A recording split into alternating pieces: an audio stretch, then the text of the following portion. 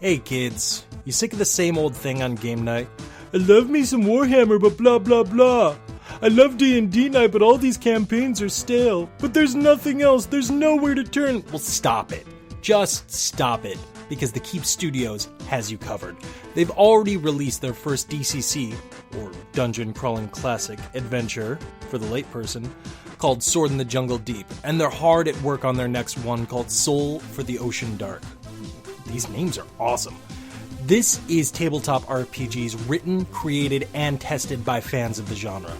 But Robbie, I don't want to spend buckets of money on a new game from a group I'm only now hearing about. What if it's not good? Well, you know what? Stop it again, because not only have I done work with these guys, but I've gamed with them. And on top of that, if that's not enough for you guys, you can get a 40% off discount through Drive-Thru RPG. What more can you ask for? So next game night, why not try out a real game created by real gamers over at thekeepstudios.com. The Keep Studios, game like you party, and by that, I mean hard. Today on our show, so Adrian and I had a Halloween episode recorded for you guys, and we're still going to give it to you. We're just going to do it as like a Halloween hangover, if you will.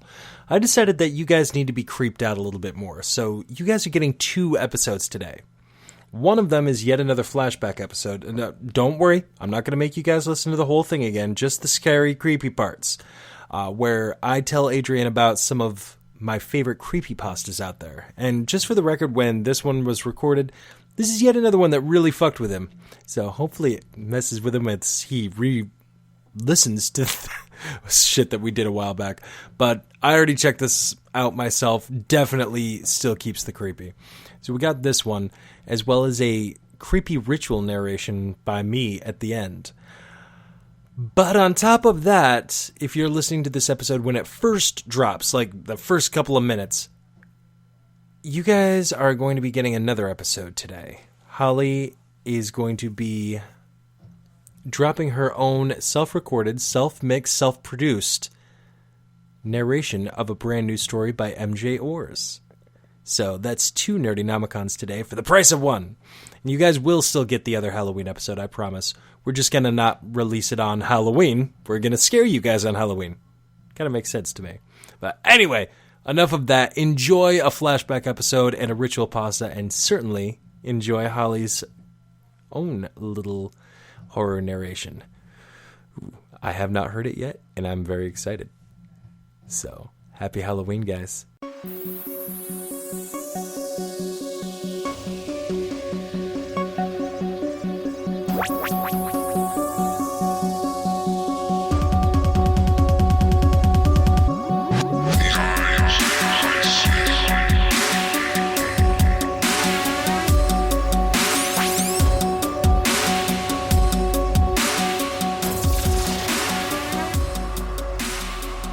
We're gonna talk about some creepypastas here, man. We're gonna jump over to the dark side.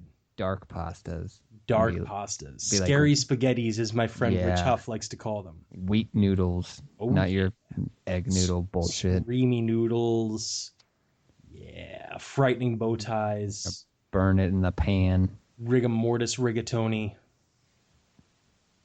Did you already say spooky spaghetti? Scary spaghetti. Terrifying Don't ask. tortellini. Terrifying tortellini. Let's see. Breathtaking bow ties. I'm reaching here. Deplorable diddlini. Oh, I need an R. I already said rigor mortis rigatoni. Oh, rigor mortis rigatoni works. I need something to go with ravioli. All I can think of is ravishing, but that's not typically a bad. That's usually like, oh, she was ravishing. Yes, she was ravishing with that rigatoni, and yes, what? Maybe ravaging. It's still ravaging. Yes, I like that. That. Man-eating manicotti. Frightening fettuccine. This is people are like so annoyed with this. All right, so creepypastas. Basically, what creepypastas are. They're internet urban legends. They're scary stories. We used to tell scary stories around the bonfires when we were kids, or at least we did, Nowadays, I don't know what the fuck the kids do. But nowadays, people are doing the same things, only the bonfire is their laptop screen. And the scary stories are referred to as creepypasta, which is kind of derivative of the whole idea of copypasta. So they're internet urban legends, and some of these literally will chill you to the bones. They're so scary. Lots of the earliest ones that I could find are still posted as anonymous. Like, people have not stepped up to take credit for writing them. And to me, that makes some of the more frightening ones that much more scary. I mean, some of the scariest ones for me are the ritual pastas. There's stories that are told about how to do a ritual in order to speak to the dark side. And one of the ones on my list that I'm going to go through here in just a minute is how to play hide and seek by yourself, which sounds ridiculous at first until, I start to get into what exactly it is and the possible repercussions of doing it. And I don't know, to me, they're just really freaky. But I mean, I've gone on record on this show and said about how I won't let Ouija boards into my house and how I'm actually kind of frightened of mirrors. But that's what creepypasta are. And what I've assembled here is, I've got some honorable mentions, but I've got a top 10 list of what I feel are some of the best creepypastas out there, or at least some of the most famous. Some of these on here I don't personally care for, but I mean, they're some of the most famous ones. Can you read them like David Letterman? Or would that just ruin everything? I can give it a shot. Maybe just number 10. Just we gotta give him. We never gave him a proper send off. It's true. On our show, and he contacted me about that. He was very hurt. All right, let me see what I can do. Number 10, 1999.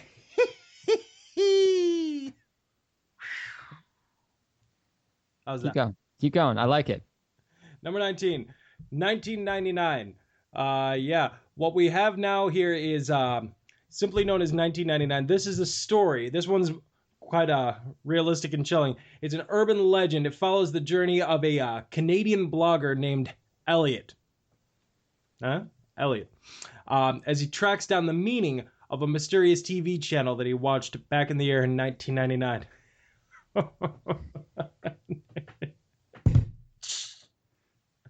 You remembered it being extremely sketchy, and in hindsight, you realized that it was most likely run by a local predator. How was that? Pretty good. Hang on, I'm trying to find Paul Schaefer laughing so I can do that. That's what I was trying to stall for that. I can't find a video of it, so I can't do an imitation. I thought it was like, ha, ha, ha. David, oh my God, it's hilarious. David. That was a terrible Paul Schaefer. I'm sorry. Yeah, well, Paul Schaefer is terrible. Actually, I shouldn't say that. That's mean. I'm trying to be nicer to Paul Schaefer. Not. But anyway, striping away the Letterman of it all. The first one on my list, number 10, 1999. What this is it's the story of, like I said before, a blogger named Elliot. The story is actually told through his blogs, and what he's trying to do is figure out exactly what almost happened to him back in the year 1999. He used to watch this local community access channel, which had a whole bunch of low-budget shows on there called Mr. Bear's House, that some of them had to do with talking hands and whatnot. What you find out over the course of this, as he talks to his father and some of the local cops that investigated this channel, is that the man that was dressed up as Mr. Bear and the man doing all of these low-budget shows was actually a sadistic killer and possible child molester as well. And he ended up killing several kids and then filming it, putting it up on this local channel as well. While as the story continues, and to my knowledge, this is still being updated, not very regularly, but sporadically even today. You find out that somebody claiming to be Mr. Bear, going under the email address Return the Bee, is still contacting him, saying that he wants him to come back down to his basement to play, that he wants him to join the children. despite the fact that he's a college student at this time. And this guy was known for just killing the kids. And I think potentially one or two of the parents that found out what was going on as well. But it's very, very dark, very interesting, very well written, very suspenseful story. So that is in my number 10, 1999. That's creepy. A little bit. I'm waiting for the pasta, though. Number 9, the Russian sleep experiment. Basic Russian researchers back in the 1940s kept 5 people awake for 15 days using an experiment with a gas-based stimulant. They were kept confined and in a sealed environment, and then they were monitored. It's like some of the interesting things is you said this is the 40s, right? So yeah, they don't this have experiment happened in the 1940s. So they don't have like cameras or anything. They're just looking through holes in glass and very thick glass. They were looking through the glass, microphones. They did have cameras back there, but not like what we have now. Not like in-room cameras or anything like that. Right. So they're talking about, I guess, at one point, one of the 5 people that's in there in the experiment. Oh, okay. Before that. So they said after 5 days, they start whispering. They demonstrate severe paranoia, stop talking to each other, begin whispering to the microphones and the one-way mirrored portholes, trying to win the trust of the experimenters by turning over their comrades.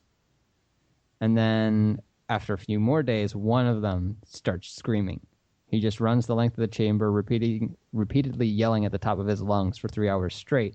And after that, he continues attempting to scream, but couldn't do more than occasional squeaks because they postulated he tore his vocal cords. And none of the others reacted to it. They just continued whispering to the microphones until the second guy started doing that. That's weird, because it says after that it says 2 non-screaming captives took the books. The 2 non-screaming captives took the books apart, smeared the pages with feces, and pasted them over the portholes. And after that, the screaming promptly stopped, and so did the whispering into the microphones. And so they didn't have any contact or anything for 3 more days, allegedly. And they could tell that the oxygen consumption in the chamber indicated that all 5 were alive still. And in fact, it was an amount that 5 people consume a very heavy level of strenuous exercise, so they were breathing deep. On the morning of the 14th day, they try to get a reaction from the captives since they can't tell if they're alive or dead because the mics are totally silent but they're still on and still functioning. The people are making 0 noise somehow, and they can't see in there. So they say they're going to open the chamber to test the microphone, step away from the door, and lie flat on the floor, or you will be shot.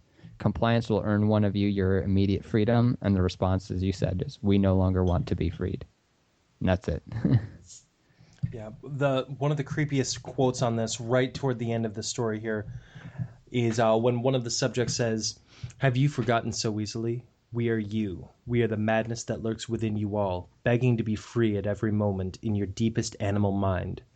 We are what you hide from under your beds every night. We are what you sedate into silence and paralysis when you go to the nocturnal haven where we cannot tread." Oof. So then as the researcher paused, they aimed the subject's heart and fired. The EEG flatlined as the subject weakly choked out, "So nearly free." Yeah, that's at the end. There's a lot of stuff in the middle there. So I mean, we just went through like the experiment and how it went wrong, but there's stuff where they're talking about, dealing with them after the experiment is over. Mm-hmm. And that's the very, very end. So. Yeah, definitely one of the most popular ones out there, and definitely a very frightening story. But, definitely creepy. You said that this one freaked out your wife, though? Yeah, I don't know why, but this one definitely freaked her out. I guess don't keep her up too long. Yeah, maybe she has that. Maybe she has that inside of her. She knows. Well, according to these guys, it's inside of all of us. Yeah, but you don't know. Yeah, that's true. Do you believe that? Do you? See, maybe that's why you're not scared. You don't believe it as much as she does, because she's come in contact with it. It's very, very possible. Although the funny thing is, if you're scared, what do you typically do? Lose sleep. Yeah, exactly. Exactly. All right, number 8, Gateway of the Mind. Now, this one is another experimental story. This one, in 1983, a team of deeply pious scientists tried to conduct an experiment to prove the existence of God. And what they did was they strapped a man down to a bed or a gurney and deprived him of all of his senses. Deprived him of his sense of smell. They cut off his nerve endings so that he couldn't feel anything. They blinded him. They just cut off all of his senses. They hypothesized that by cutting you off from your senses, it would bring you closer to God. I actually remember this one a little bit. All right. What did you think of this? I mean, it's been a while. I have to read through it again, but I remember, I remember the setup. I know I've come across this one before, even way before this, like talking about it for this show. Right. But I don't quite remember the end. Let me read the end. But go ahead, keep going. All right. So basically, over time, the man starts pleading, trying to get help, trying to, be let free from this. And eventually he just goes almost catatonic and very docile. Then finally, right at the end of the experiment, after he could no longer form coherent sentences and he seemed to be mad, he started to bite off chunks of his own flesh on his arm. The scientists rushed into the test chamber, but the man was already dying. And his final words were, "I have spoken to God, and he has abandoned us." And then, boom, his vital signs stopped. Now, again, just by giving you guys, the synopsis of this story, very old story as well, I'm definitely not doing this justice. I really recommend either listening to a reading of it on YouTube or checking out the story for yourself. But definitely one of the best ones out there. Yeah, it's interesting, and he's talking before he starts biting off chunks of his own flesh. He claims that he can hear his dead wife speaking with him, and that he could communicate back as well. Yes. The next one that I've got, SCP Foundation. SCP Foundation stands for the Secure, Contain, and Protection Foundation. It's an organization with a murky past which first appeared back in 2007. The Foundation has numerous doctors, researchers, and agents aiming to understand and catalog abnormal creatures and objects which are known simply as SCPs. The Foundation strives to prevent these SCPs from getting out and getting into the hands of other people in the outside world. SCP-173 specifically is the reason that I put this one on here. This is the first one that really came to light, and it was of a creature. It was described as a statue-like creature with a bloody face and short limbs. It has also been recorded that this creature cannot move in direct eyesight, but once eye contact is broken, it will immediately kill its victim by breaking their neck, and thus has to be constantly observed. And another example would be less known as SCP-682, which is said to be an indestructible, highly adaptive reptilian creature. It's one of the most popular creatures in the SCP Wiki, but definitely not the number one. When you look up SCP Foundation, you're going to see a picture of the bloody face creature that I was talking about. So don't ever stop looking at that thing, I guess. Pretty much. It kind of reminds me of the Stone Angels from Doctor Who. That's what I was thinking of too, yeah. Yeah. Definitely don't put a whole lot of stock in this one, but, just because you can see the parallels that I drew it from. Like I said, the Stone Angels really seem to come to mind for this one. Number 6, definitely one of my personal favorites, Candle Cove. Do you remember checking this one out? Let me pull it up. Sounds familiar. The way this story originally starts, and there are several different stories that involve Candle Cove. It's actually become quite popular in the Creepypasta community. But the original starts off with a forum thread that talks about this old children's show from the 1970s. Now, the premise of the show was about a little girl who imagined herself to be friends with pirates. The problem with the show is it had some very controversial figures in there, one of them being the Skin Taker, whose mouth moved horizontally instead of vertically. And he was said to wear a cloak that he claimed was made of human skins. And in one episode, when the little girl asked him, why does your mouth move like that as far as going side to side instead of up and down, he said, to grind your flesh. This story... What? I'm sorry. I'm just laughing because it's allegedly a kid's show. Right. It's right. the way that they remember it. And you're like, what? Yeah, exactly. Now, the appearance of the show was said to be very cute and low budget in appearance. Like you could see the strings on all the puppets and whatnot. Oh, by the way, the little girl is one of the only humans on the show, apparently. Everything else is puppets. Like Pirate Percy is a puppet. The Skin Taker is a puppet. The ship that they're on, which is called the Laughingstock, is a puppet. I don't know if this makes it more unsettling with that fact, to be honest with you. It was supposed to be very low budget. Now, the reason that this really sticks out to people is in the final broadcast episode, it's called the Screaming episode, because all that they did for 20 minutes was everybody on camera screamed bloody murder. And apparently you can see Janice, the little girl, bawling her eyes out while she's screaming. All of the puppets are screaming and waving their puppet arms. And then the director bursts onto the screen and starts destroying the set while everybody's screaming. And at the very end of this forum thread, it's kind of left ambiguous as to what this show truly is, because people start making comments like, yeah, my mom, I used to watch that show all the time. I remember this. And the thing that I remember the most about it is my mom used to think that it was so cute that I was watching a show that didn't exist because all that was on TV was static. And from there, several other stories have popped up about it as well. But that is the basic idea of Candle Cove. The rest of the stories kind of deal with hunting down the mythos and hunting down the people that were on the show. Mm-hmm. And it gets very, very dark and very unnerving. Mm-hmm. This whole month, unnerving has been the word of choice, hasn't it? There's apparently a video. If you go to the Creepypasta wiki of Candle Cove, there's a video at the bottom. Yep. I'm not starting it. Episode. Is that what it is? Yep, it's of the Screaming episode. Pass.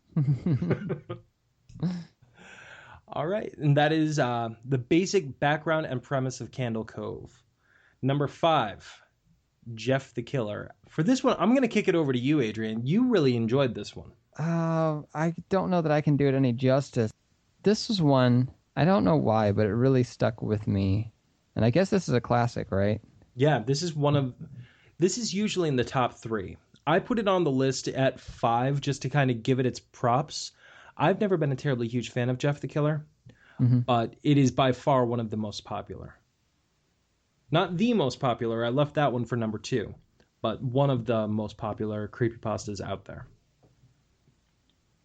Yeah, I mean, I'm not sure I can... I can give you a very, very basic, like, this is the ending, but I don't know that I can give you any kind of a beginning. I'm kind of looking through it and seeing if there is a beginning. Because, it's almost like a Jason slasher kind of thing. Basically, yeah. I definitely think that the reason that this one has so much attention is because of the picture that goes with it. And it's of this weirdly, almost like featureless face with black eyes that are wide open and a giant Joker-esque smile. So if you need help with the beginning, I can take care of that for you. Yeah, I'm reading through it, and it's posed as an excerpt from a local newspaper that an ominous unknown killer is still at large.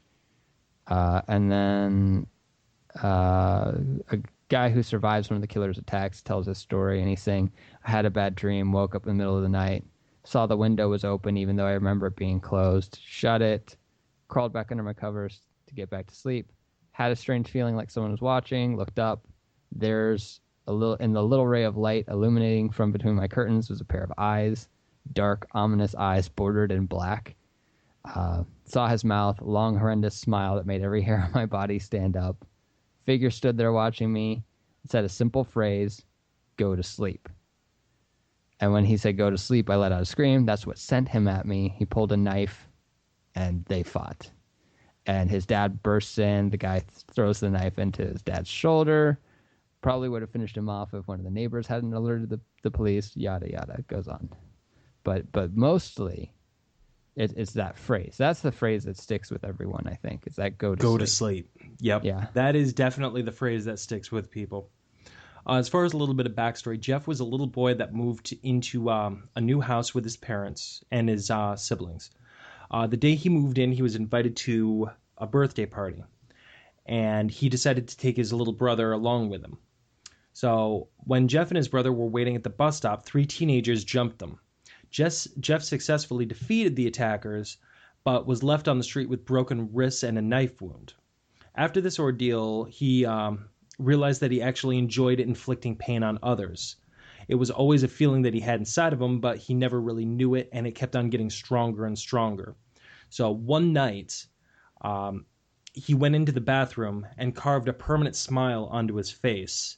And when his mother went to check on him, she noticed that and also saw that he managed to cut off his eyelids so that he could never sleep. Seeing her son like that, she went insane and started running out of the room. Jeff grabbed a knife and killed his entire family. And reportedly, what he says to you right before he kills you is, "Shh, just go to sleep." Now, the interesting thing is he reacted when the kid who heard that screamed. Mm-hmm. But I would imagine any kind of movement or anything would be... Probably. Anything other than actually going to sleep. Yeah. Jeff was not seen again for many years, and legend has it he's still out there waiting. Waiting for you to go to sleep. Just go to sleep. Just go to sleep. I'm going to stick my knife in you. Oh, yeah. Wiggle it around. Yeah, all over your face, neck, and chest. See, it feels good saying it, doesn't it? No, it really doesn't. Number 4. On that note, normal porn for normal people. Yeah, this one's all you, I think. I remember going through it a little bit, but yeah, I think you got the handle on this one way better than I do. All right, this one starts out with a normal chain letter urging the recipients to visit a website called normalpornfornormalpeople.com because it was for the good of mankind. So, naturally, you're supposed to be intrigued, right? So what you do is you click on it, and the only thing that stuck out on the tagline was that it was a website dedicated to the eradication of abnormal sexuality. Now, aside from that, there was nothing really of particular interest. So people would start visiting the sites. And those who stuck around found out that a lot of the words and the boring text were actually download links to various videos. And in some of the tamest videos, one of them was called peanut.avi, which showed a man and a woman and a dog in a kitchen. The woman would prepare a peanut butter sandwich, which the man would give to the dog. This happened for a half hour. The videos then quickly took a turn for the worse, with the most bizarre one being Jimbo.avi. In this one, an obese mime is seen performing for 5 minutes. It was somewhat funny, a typical mime stuff, but in the last 30 seconds, the man is seen sobbing quietly in his mime outfit with his makeup still on. Another one would be Stumps.avi. That's a 5-minute video of a man with no legs attempting to break dance in the kitchen. Similar to that shown in Peanut.avi, as far as the kitchen. I figure that I would laugh at that one, though. Maybe I'm just a terrible person. I would set that to music and burn in hell. Well, eventually the man collapses in exhaustion and begs someone off-screen to let him rest. The off-screen person becomes enraged and yells at the man to keep dancing, which he does. And as the video ends abruptly off-screen, the person can be heard screaming. Privacy.avi starts with a woman masturbating on a mattress while a man with no legs from Stumps.avi walks around on his hands wearing some kind of goblin mask. Now, what's unusual about this video is that the door is open while the rest is closed. This is significant because near the very end of the video, an animal can be seen quickly running through the hallway. Then finally, Useless.avi. A blonde woman is tied down and her mouth is taped shut. After the 7-minute mark, a man in a suit opens the door but doesn't enter. Instead, the animal that was briefly seen in Privacy.avi enters. It's revealed to be an abused chimpanzee with its hair shaved and it's painted red. The man closes the door behind him and leaves the bound woman alone with the animal. The starved chimpanzee sniffs in the air, notices the woman, and immediately begins to maul her alive. The assault goes on for an excruciating 7 minutes until her eventual demise. The video ends with the chimpanzee feasting on the corpse. The website was eventually taken down, and all the videos, every time somebody tries to post one in a forum, it's subsequently taken down as well. But apparently you can still eventually find some of these videos out there. People still have them and will still post them. Why you'd want to watch these videos, I have no fucking clue. Right. Just watch Gumo. It'll disturb you enough. Number 3. Now, this is an example of what I was talking about way back at the beginning, as far as ritual pastas. Number 3 is how to play hide and seek by yourself. This one scares the crap out of me. Not necessarily, because of what it is, but just because of the nature of it. Now, what this is it's a ritual on how to summon a spirit to play hide and seek with you. Yeah, nope. Yeah, exactly. And it goes through all the steps and all the safety steps and then all the contingencies as well. And then lets you know some of the potential problems that you could encounter after the game is done. What you do is you take a stuffed animal, slice it right down the center and take out all the stuffing, then fill it with rice. Rice is thought to be nourishment for spirits. Then you sew it up with red thread, which is supposed to symbolically act as a blood vessel. Then you start playing the game. And reportedly, after the game is done, sometimes the spirit doesn't always leave. And sometimes it's not a good spirit that comes to play with you. It's definitely frightening. Yeah. I don't think I will do that one. Not so much. That's one of those things is like, what kind of spirit? Do you get a friendly spirit? Do you get an angry spirit? Do you just get a neutral spirit who doesn't give a fuck? Is like gonna be like a terrible house guest that never leaves? Like, oh, I ate your pizza. Sorry. Like, no, I don't think I'm going to look for a job today. I'm just going to sit on the couch and, watch Netflix. Today doesn't look so good for me. Not so much. Now, you know what? At the end of the show, stay tuned after the credits at this show. As our stinger for this show, I'm actually going to read to you guys how to play hide and seek by yourself. I'm going to read the entire ritual pasta and tack that on as our stinger. So stay tuned after the credits if you want to know how to do this. I don't know why you would do it, but I'll tell you how to do it. You should do it as you tell them how to do it. Oh, fuck that.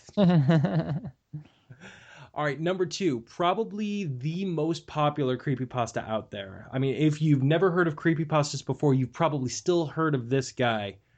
That guy is the Slender Man. This story started out as its original creation was as a photography project for a guy back in college, and he just placed a tall, slender man behind all of these children at a playground, just kind of out of sight.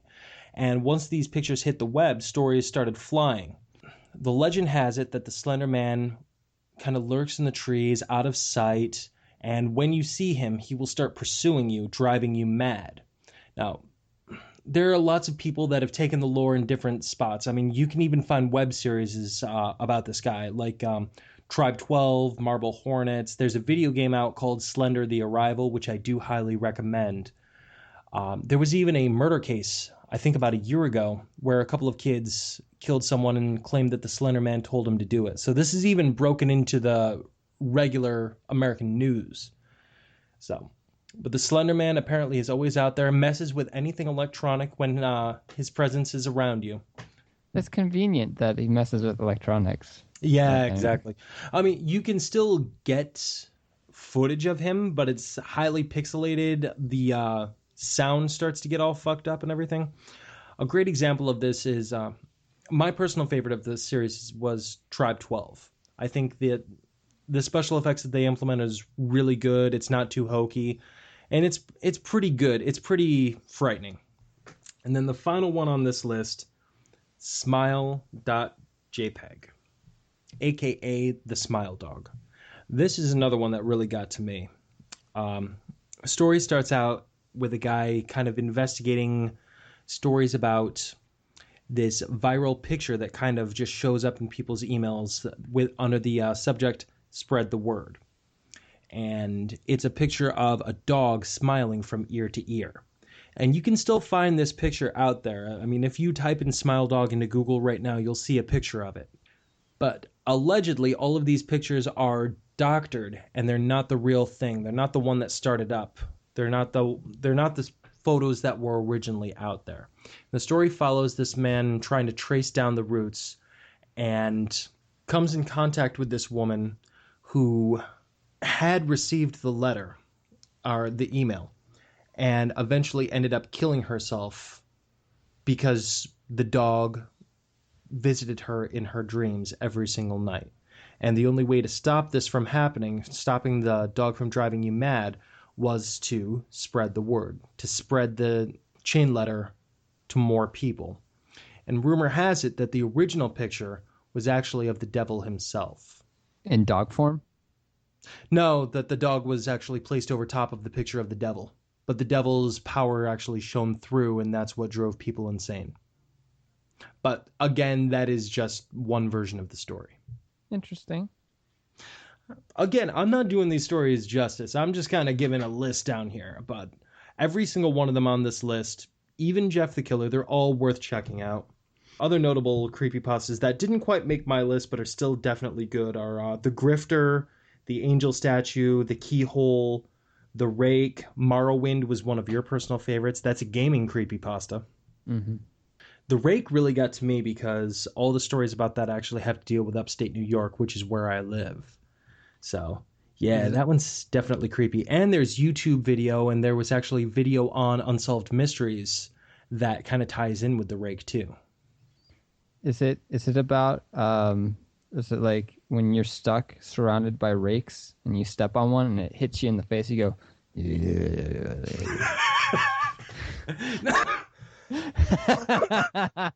you damn near killed me there. No, this doesn't have anything to do with Sideshow Bob. Damn it. The Rake, and I don't even remember why he was named this, but the Rake is a creature, kind of looks a little bit similar to kind of like a mashup between the Slender Man and the Chupacabra. Yeah. That sneaks into people's houses and in some cases kills, in some cases abducts, in other cases just sits there and watches people sleep and just constantly gets closer and closer. And these stories, actually, lots of them take place in upstate New York. So I definitely recommend checking that one out. Morrowind is definitely frightening as well. That's frightening from like a game perspective, not so much from a real life perspective, I guess. At least for me. Right, but at the same time, it still has that ability to give you the heebie-jeebies. Right, because it's like somebody went into a game and created this mod. And so I can actually do a little bit. Let me pull it up just so I don't miss any of the important stuff. Yeah, by all means. Basically, the Morrowind one is Morrowind's game, obviously. Most people will know that. Role-playing game, very, very huge, like massive map. Lots and lots of space to roam around in. But, it was also very easily moddable. So people could create their own quests or their own characters or their own anything that they really wanted to. And somebody did a mod for it, and it actually inserted this weird, what was it? Like an assassin character. Yep, it was called the Assassin. Yeah, it would follow you around. It didn't really walk like a normal person. It kind of, it kind of like walked like a spider, but it was a person, but walked like a spider somehow. So it was contorted really weird. Right. And it would stay kind of far away. Like it wouldn't just come and get you. It wasn't like running to chase you down. It was just kind of following you around, and it would get a little bit closer and a little bit closer. And it was basically you would lose health in the game. It would only be a little bit, but it keeps happening, and it's a little bit at a time. And the longer you stay in one place, the quicker it occurs. And when you first start up, you don't see what it is, but it's this figure they come to call the assassin that's doing it to you. So you have to keep moving, and you have to keep healing. You have to keep doing all this other stuff that you don't normally have to do in the game. And then the other noticeable difference is that he says at night, at random intervals, every NPC in the game will go outside for a few minutes. NPC, for anyone who's not familiar with that, is a non-player character. So basically, you're the player character. Every other character that you speak and interact with is a non-player character in this game. And so every single one of them would go outside for a few minutes at night. And when you try to talk to them, all they would say is, watch the sky. And they would just be staring up at the night sky. And so it was kind of like this big weird puzzle. Like, what does that mean? What's going on? And so they did further investigation, trying to like go through the game and go through the quests and seeing what could possibly be going on. And they found like a locked room, and they couldn't figure out how to open it. And so there's a guy who puts in a whole lot of time, and he's doing all this math. And it's one of those things I always find interesting in horror movies. They just kind of come up with a plan, and they're just convinced that it would work. Mm-hmm. But there's not really any evidence to support the plan. Right. So, but I mean, there's little things that like, oh, maybe this will work. It's not like they just pulled it out of their ass. But at the same time, you are doing something and you hope it works, but you really have no guarantee that it's going to. Right. And so one of the things that they noticed, that they replaced the skybox in Morrowind with the real night sky, like the sky of Earth, as opposed to whatever artist drawing that they had done for this game. And it would actually move, and it would, you could kind of like determine the date and the time of looking up at the sky. Ooh. And so they were trying to get this door to open. And it's like, oh, maybe if you go to this point in time. Oh, maybe you go to this point in time. So he was convinced that the door would open on a celestial event, like an eclipse or something like that. So he's like loading it up and staying in the game, and he stays in the game for like, I don't know, like 3 days. Yeah, he says he decides he needs to wait 3 full days, like real time days, like 24 or 48, 72 hours? Mm-hmm. So like in this game, but you can't stop moving because the assassin will get you. Yep. So whatever, he figures out a way to keep going, and then the assassin will shriek at you, and then he'll start hitting you out of nowhere if you don't move a few seconds after that. So he's postulates that it's like that mod's trying to help you like keep going. It's like he's not killing you, he hits you to keep you moving so that you don't die or something. It's really weird. And I don't know. So he keeps trying to do this, and he can't figure anything out. And it's this interesting back and forth between the guy, like two guys that are trying to figure it out. And that's the basis of the creepypasta. As Robbie said, he didn't do his justice. I don't think I did mine justice. But that's the kind of things that are like, oh, this is a really weird kind of twisting, turning story. So I would recommend that if you like games, or you like being a little creeped out, or thinking about the fact that somebody like made this, and I believe it's actually out there somewhere. I believe that is an actual the mod is somewhere out there that you. Yeah. It's not bullshit. The question is, did the mod come before the creepypasta or after? Right. Just yeah. And on the subject of gaming creepypastas, one creepypasta that was not on my list that needs to be brought up is Ben Drowned. That one is definitely good, which is about a haunted version of Majora's Mask. Like fucking Majora's Mask needed to get any scarier. I'm not even going to start telling anybody about Ben Drowned. You just need to experience that one. You just need to sit back and let it happen to you. That is one, if you're interested in any of these stories, if you're interested in scary game stories, you need to check out Ben Drowned. So pass on me? Pass? Not interested in Ben Drowned? I don't know. That one might get to me. If that one got to you, it might get to me. That one gets to most people. Oh, it really does. And the Morrowind one, you can search it for Morrowind Creepypasta and you'll find it, but it's officially called JVK1166Z.esp. So I think that's like the name of the mod file. Yeah. So that'd be Johnny Vampire King Kong 1166 Zebra. Nice moniker. Those are official, right? That's official. Nice moniker, bro.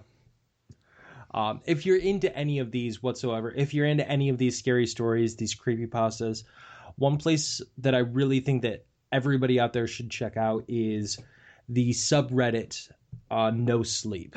That's where most of these stories originally started out.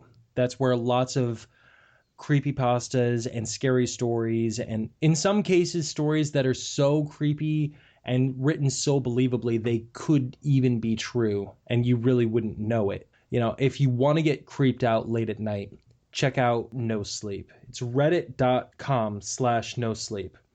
Or you can even check out the No Sleep podcast hosted by David Cummings. I have no opinion. No, I'd say check it out. I don't know. I was just kicking it over to you. I'm like, I don't know that David. I don't know David Cummings personally. He has rejected my invitations to Christmas for 0 years running now, and I'm a little bit annoyed about that. I thought we were bros. But apparently, he is operating under the hose before bros modus operandi, and but you know, it's completely understandable. It's understandable. At the same time, aggravating. Yes. It's what's the word of the month? Unnerving. Yeah, it's unnerving. That's what I was looking for. Can we always have a word of the month? You know what? I think we're going to end up having to. I'll be honest with you, that even just going over Jeff the Killer or whatever, I was like looking behind me. I don't know why. It's so weird that one gets to me, but I think part of it is because I didn't fully grasp the story at first. Like, he came in through a window. Well, my windows are closed, it's like, honestly, he could get in, but I thought he was just like, he's just in a closet, or he can just appear in a closet. I thought it was like one of those. So I think I'll be okay sleeping at night tonight. I should be fine, but you'll be fine. Yeah. You'll be fine. But yeah, there's something about that one that's just, I don't know. I think it's that picture. They have a like a drawing or a rendering of him, and it's creepy as fuck. And it's like, really? So, all right. So, Adrian, you got a topic as well. I have a multi-layered topic. It's like an onion. You're gonna be crying at the end of it. Ooh, I was thinking more like a chocolate fudge cake or something like that. But depending, as soon as you said crying at the end of it, yeah, it kind of works with the cake because you're crying because the cake is gone. It depends on how your fudge cake gets approached, but you could be crying at the end of that too. Right on. So, all right. So what do you got for us?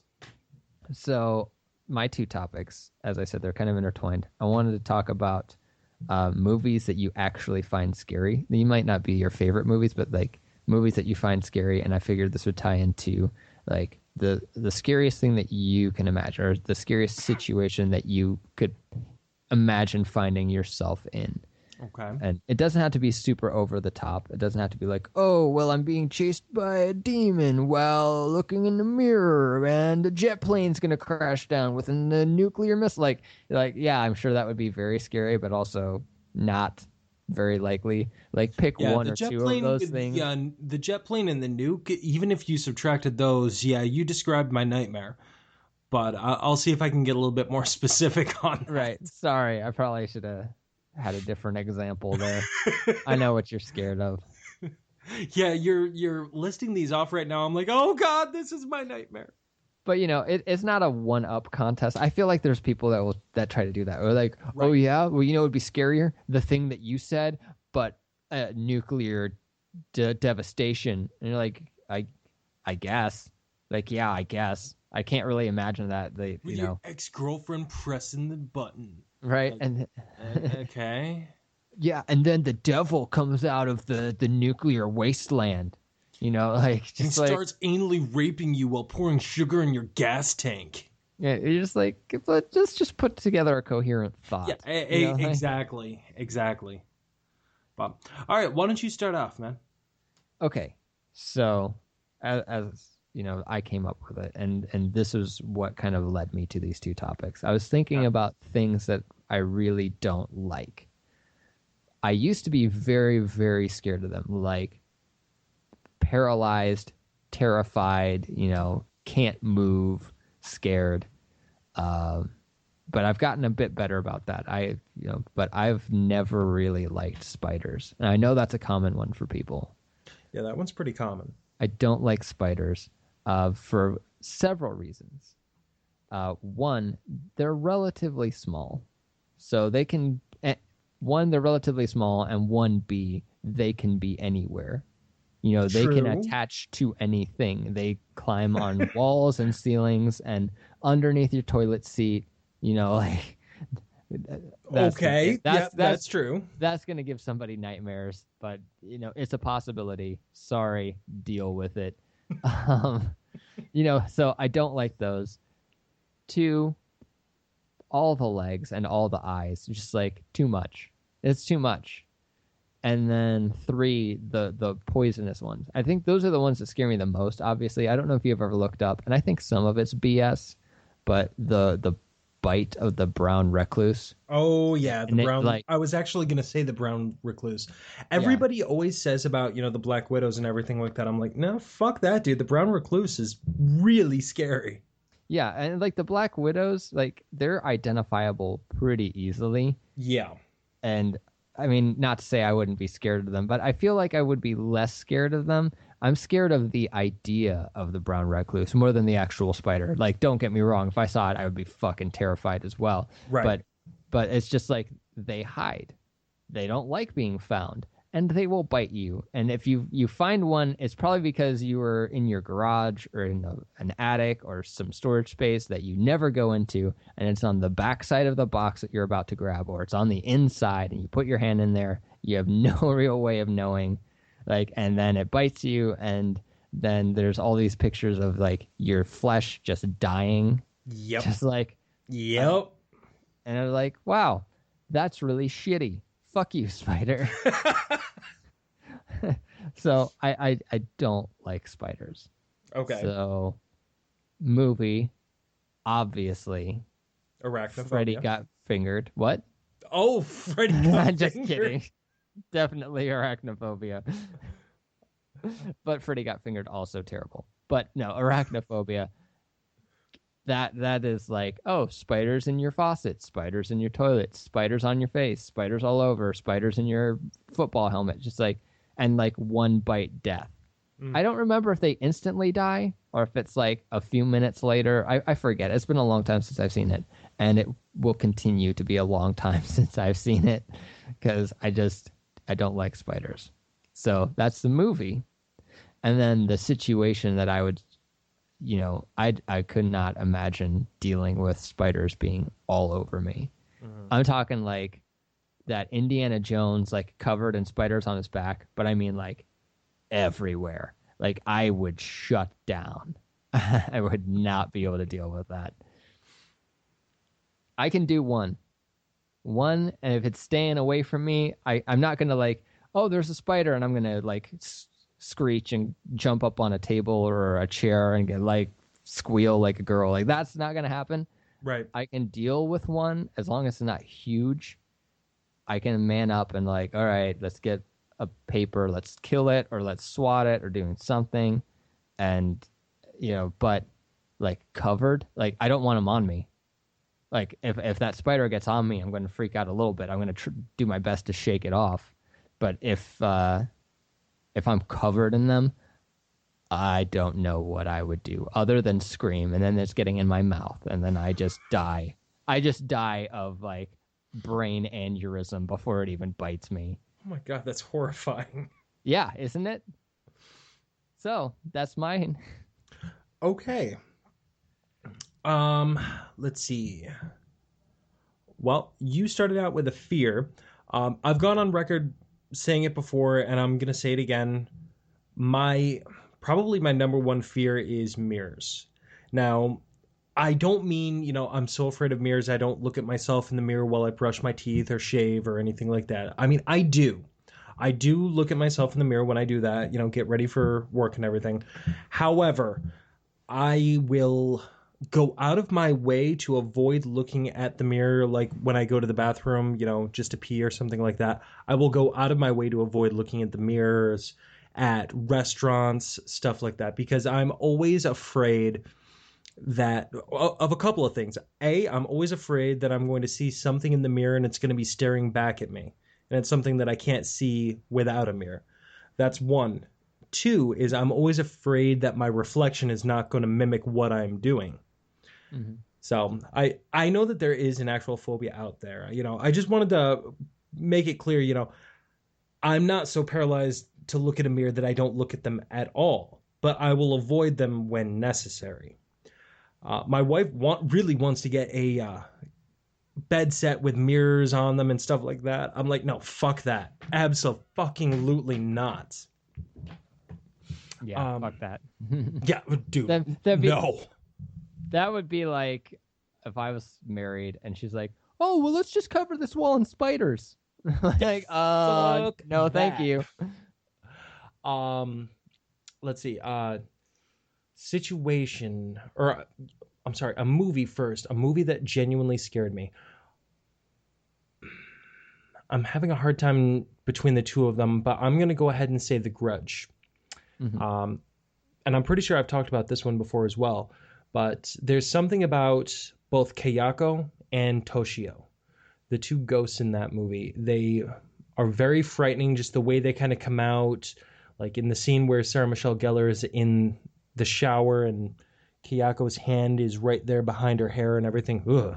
Gives me the willies just thinking about it. And even in the Japanese versions, they're actually even more frightening there too. And it's the same actors that are in the English and Japanese versions of the movies. So I would say out of any of them, I would say The Grudge, but any of the movies in the series would kind of work. Pick one and it's probably accurate. Mm-hmm. So I find it interesting that your movie is not congruent with your fear. Well, that's because there's very, very few horror movies that have things directly to do with mirrors. Now, there's two that come to mind. One is obviously Mirrors with Kiefer Sutherland, which most people don't like that movie. Most people actually flat out hated that movie. It was kind of panned by a lot of people. Mm-hmm. I really like it. I thought it was very creepy, very scary. I really got behind that movie. It's not one of my favorites by any stretch, but I liked it enough to buy it. You know what I mean? Mm-hmm. And I attribute that probably to my fear of mirrors. It was effective with me simply because of my fears. The other movie that comes to mind is Oculus. Now, although that movie does have to do with mirrors, it was a different type of horror movie. It was much more psychological, still frightening, still very good. And, I highly recommend, if you haven't seen Oculus, what the fuck are you waiting for, man? It's the day before Halloween. Watch it. Mm-hmm. But it's on Netflix. Is it? All right. So if you've got Netflix, you've got no excuse to watch it. But at the same time, it wasn't absolutely horrifying. Now, The Grudge was horrifying mostly because of the rules of the curse itself. There was no escape. There was no getting away from it. You were in the wrong place at the wrong time, and now you're fucked. So my nightmare situation that's coming to mind would probably be if I had to go to a fun house at a carnival, and you've got that really bad, sappy, generic, old-timey carnival music, and I'm inside the mirror room. All the lights go out, and I'm trying to find my way out, and I look down what I assume to be a hall, and there's either a child, a woman, a little boy, whatever, with long black hair that's down on their hands and knees, that's kind of crawling in my general direction. And then I look around and it's coming from all directions, and even just describing this, I'm pretty sure I'm not sleeping tonight. Yeah. But yeah, you're doing a good job. It's creepy as fuck. Is my storytelling working for you in this? Because I'm freaking my fucking self out here, dude. This is my nightmare. Yeah. Well, I hope my little spider thing creeped you out, so. A little bit. I mean, I'm not actually afraid of spiders, but brown recluse really do freak me out because they're so hard to pinpoint. You know what I mean? At least to the casual observer. I'm sure if you know a lot about spiders, you could probably identify them pretty quickly. But I don't know a whole lot about spiders. So, yeah, when I'm in those areas where I know that they are, yeah, they're going to scare the hell out of me. Did you know there's a spider that eats birds? Yes, I did know that. Yeah, I me did too. Fuck that. Yep, solid. I approve. All right. Well, that pretty much takes us to the end of our episode. It is the end of October, man. No more horror episodes. Well, horror-centric episodes for a while. Yeah, the end of Rocktober. But it was a fun month. Is there something that rhymes with "ock" that's horror-centric? Clock? Cock? Depending on your preference, perhaps. All right, guys. So that's all the time we have. Like I said before, be sure to check out the No Sleep podcast. Be sure to get at us. You can find me at Robbie the Saber on Twitter. And until next week, I'm Robbie Palmer. And I'm Adrian Steve. The table has been cleared.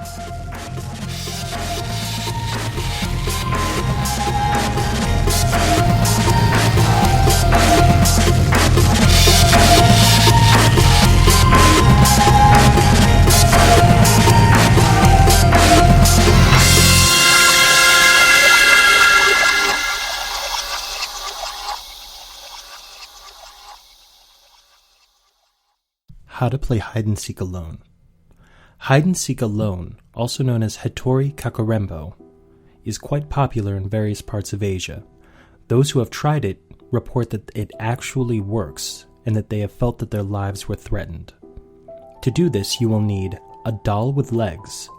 The doll serves as a place for the spirit to enter. Therefore, it is advised that you do not use a human doll or a doll that you really like, because there is a great chance that the spirit will not leave the doll.